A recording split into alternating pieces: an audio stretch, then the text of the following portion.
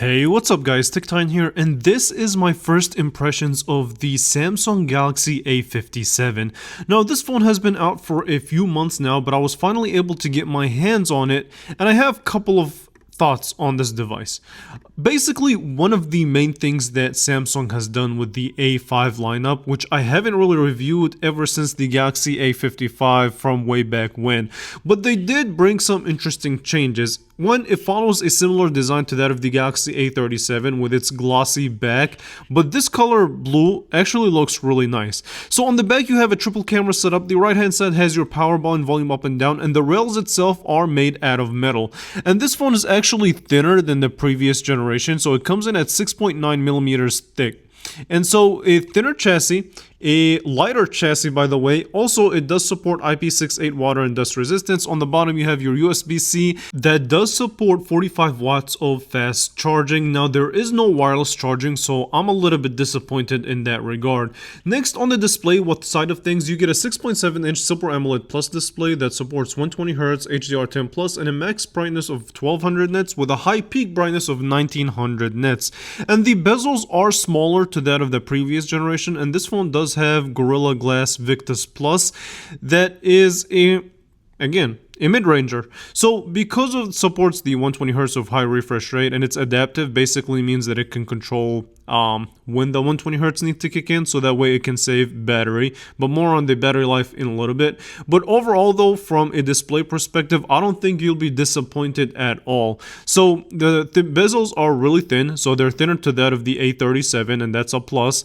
Watching videos, playing games, browsing the web, going through social media, everything that you will do on this display will be just as good as you would expect from a Super AMOLED display, so that's definitely a thumbs up in my book. So that kind of wraps up my first impressions of the display. Next order of business is the camera setup. So the A57 does have a triple camera setup with a 12 megapixel ultra wide, a 50 megapixel main sensor, and an extra sensor that acts as a macro sensor.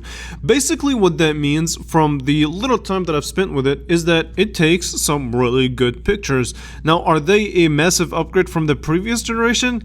No, not really. I mean, it's a small incremental upgrade, but nothing too crazy. So I will be doing my fair testing, since this is a $549 device, which definitely falls in the upper mid-range of things. But yeah, I will be doing my extensive camera testing to see if it's worth it or not. So far, it does take some decent pictures from what I've seen. And it does support also 4K video recording. Now, next up is the performance, and this phone did receive a performance bump. So basically, you get the Exynos 1680 based on a 4nm architecture, 128GB of storage, 8GB of RAM, with the option to upgrade the storage to 256 for an extra $100. But I got the 128GB version, and unfortunately, because of the situation that we're in, that's your standard nowadays because of how expensive storage devices have become.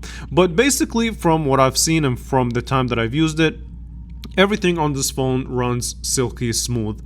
One, thanks to that 120Hz refresh rate. Two, opening apps, closing them, and just the entire experience so far seemed fluid and just really quick.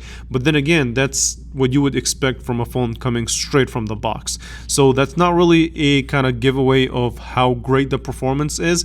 I will be doing again extensive testing where I put this phone towards a more heavy demanding task like playing games, editing pictures, or kind of editing small video projects to see how good the performance is and to see if there's going to be an overheating issue. But so far from my first impressions, I feel like this is definitely going to be a really good option for people who are not trying to spend $1,000+ on phones. Now, the direct competitor to this phone might actually be two. One, the 2026 Moto Edge. That's going to be an interesting comparison. Two, the Galaxy S25 FE, which is thicker but does support wireless charging and does have a little bit more going for it. So if you guys want to see these comparisons, make sure you leave a thumbs up, make sure you subscribe to the channel.